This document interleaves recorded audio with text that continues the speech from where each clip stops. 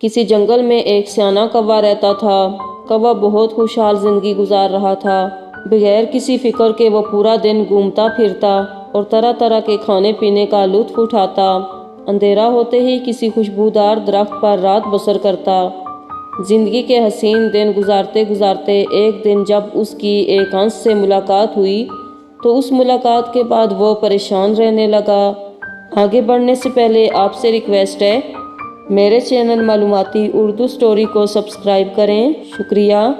دراصل اس کی پریشانی کی وجہ یہ فکر تھی جو اسے اندر ہی اندر کھائی جا رہی تھی کہ ہنس اتنا سفید ہے اور میں اتنا کالا، یہ ہنس دنیا کا سب سے خوش پرندہ ہوگا۔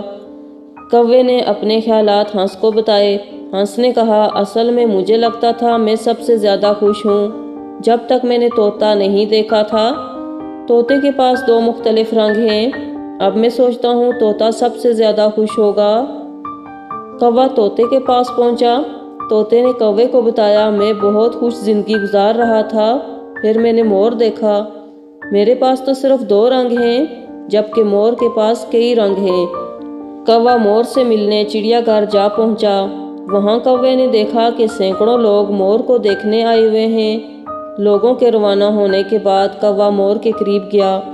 کوے نے کہا، پیارے مور، تم بہت خوبصورت ہو، تمہیں دیکھنے روزانہ ہزاروں افراد آتے ہیں، مجھے لگتا ہے تم دنیا کے سب سے خوش رہنے والے پرندے ہو۔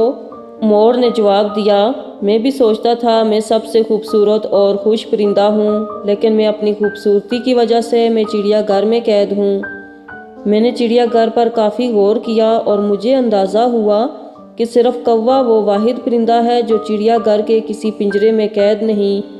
پچھلے کچھ دنوں سے مجھے لگتا ہے اگر میں کوا ہوتا تو آزاد ہوتا۔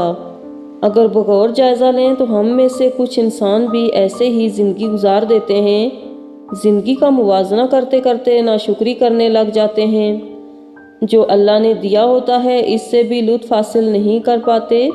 اپنے پاس 10 روپے ہوتے ہیں لیکن دوسروں کے 100 پر نظر رکھنے کی وجہ سے بے چین زندگی گزار رہے ہوتے ہیں۔ اللہ نے انسان کو بے شمار نعمتوں سے نوازا ہے لیکن انسان پھر بھی ناشکرا ہے۔ اپنے سے زیادہ والے سے موازنہ احساس کمتری میں مبتلا کرتا ہے۔